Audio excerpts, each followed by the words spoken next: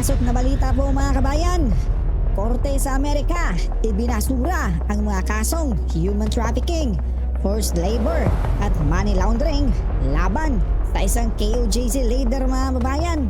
Nako po, ito, panoorin natin ang kabuuang balita.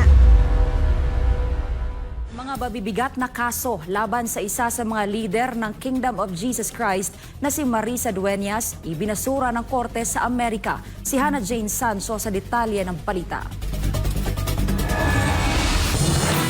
Mabibigat na kasong human trafficking, forced labor at money laundering ang ibinasura ng korte sa Amerika matapos pumasok sa isang plea bargaining agreement ang akusadong leader ng KOJC na si Marisa Dueñas, ang Human Resources Head ng KOJC sa Van Nuys, California. Sa isang eksklusibong panayam kay Attorney Elvis Balayan, sa ngalan ng mga abogado ni Dueñas at isa sa mga abogado ni Pastor Apollo Siquibuloy, maituturing na isang legal victory ang nasabing kasunduan. Napakaganda po sapagkat sa pamamagitan po ng pre-bargaining pumayag ang mga abogado ng Estados Unidos na i-dismiss po yung mga napakabigat na mga krimen na isinampal laban sa kanya, kagaya po ng forced labor, money laundering at saka human trafficking, no? Yung po ay napakabigat na mga krimen at in a sense po, sabi ng abogado ni Marisa Dueñas, iyon ay legal victory, no?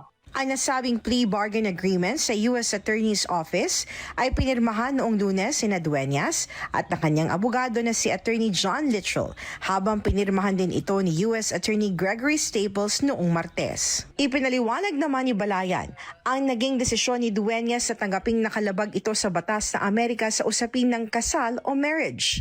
Yung po pinasok ni Marisa na part po ng proseso ng Kingdom of Jesus Christ na wala siyang kaalam-alam na ito pala punishable po sa batas ng Amerika. But of course, dahil nga ito ay punishable or pinaparusahan sa Amerika being krimen, umamin po siya sa yung krimen, no? Ani Balayan, iba kasi ang konsepto ng kasal sa loob ng KOJC at sa batas ng Amerika. At binigyang diin na walang intensyong manloko si Dueñas, kundi upang magpatuloy lang ang gawain ng simbahan na nakatuon sa pagpapalaganap ng salita ng Diyos at pagtulong sa kapwa.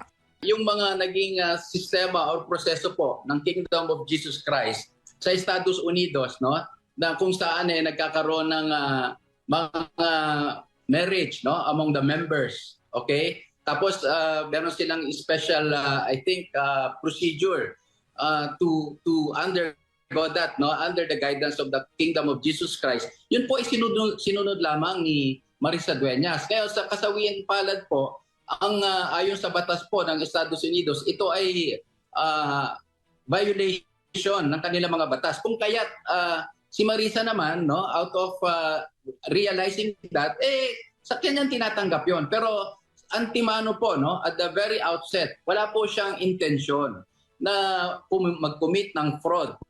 Yan ang tinatawag nila. Bagkus, gusto lamang niya sumunod sa mga turo at alituntunin at proseso po ng Kingdom of Jesus Christ. Samantala, nilinaw din ni Balayan na hindi totoo ang mga kumakalat na balita na tumalikod na si Dueñas sa KOJC.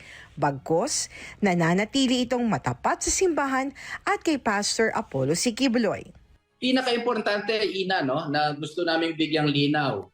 Si Marisa Dueñas po ay hindi tumitiwalag or lumalaban sa sino man sa Kingdom of Jesus Christ sa kanyang pag-enter ng plea bargaining, no? In fact, sinuportahan niya po ang posisyon ng Kingdom of Jesus Christ na talagang walang krimen na forced labor, money laundering at human trafficking. She remains to be a loyal servant or full-time miracle worker po ng Kingdom of Jesus Christ. At kailanman po ay hindi siya tumatalikod sa mga turo ni Pastor Apollo Siquibuloy or sino mang sa mga kasama niya sa Kingdom of Jesus Christ, no? Dagdag pa ni Balayan, ang ginawang hakbang ni Dueñas ay hindi makakaapekto sa iba pang mga kasong kinakaharap ng iba pang akusadong KOJC leader sa Amerika. Dapat natin laging sinasabi na yung US government dismiss yung mga napakaseryosong krimen laban sa kanya. At it does not in any manner, way, or no matter how you look at it, affect or prejudice yung kanyang mga kasamang akusado doon sa mga charges na yon, lalong-lalo na kay Pastor Quiboloy. Sa huli, mensahe naman ni Balayan na huwag hayaang magpakalat ng fake news sumang intriga ang publiko na pilit idinidiin si Pastor Apollo C. Quiboloy na nananatiling inosente sa harap ng batas sa kabila ng mga aligasyong ibinabato sa kanya. Medyo malayo naman sana sa logic, kung may nagkaroon ng si Marisa doon, i-relate mo kay Pastor. Maliban na lang gumawa ka ng fake news o intriga, may mga sariling hinaharap na kaso dito si Pastor at yung kanyang mga kasama akusado. And under our Constitution, Ina, the presumption of innocence prevails, di ba? Until you are proven guilty beyond reasonable doubt. So wag po natin babalik rin or bibigyan ng maling interpretasyon ang batas, lalong-lalo na ang ating Constitution. Samantala, kasunod nito, naglabas naman ng pahayag ang KOJC bilang suporta kay Dueñas. Ayon sa KOJC, kinikilala nito ang naging katapatan at senseridad ni Dueñas sa paglilingkod bilang isang misyonaryo sa Amerika.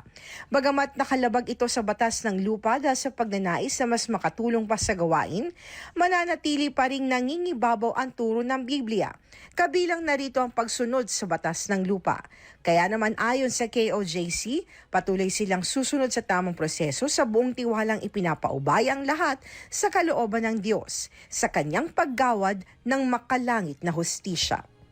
Para sa Diyos at Pilipinas kumahal, ito si Hannah Jane Sancho, SM9 News. Tila, magandang balita ito kay Pastor Apollo mga kababayan Nangangahulugan na ba ito na posible na yung mga kaso rin ni Pastor Apollo ay maabsuelto dito sa Pilipinas at sa Amerika? Nako po, samantala, hindi naman kontra si Senate President Francis Cheese Escudero sa usaping paghahain ng Certificate of Candidacy ni Apollo Quiboloy para tumakbong senador sa 2025 midterm elections. Narito po ang panayam kay Senator Cheese Escudero. Pakinggan natin. Karapatan niya yon dahil hindi pa naman siya convicted by final judgment na nagdi-disqualify sa kanya na tumakbo o umupo o humawak na anumang pwesto sa pamahalaan.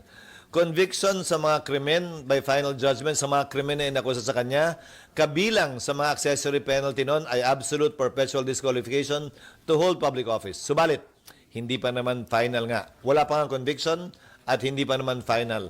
So may karapatan pa siyang tumakbo. Ayun naman pala mga kababayan, pwede naman pala.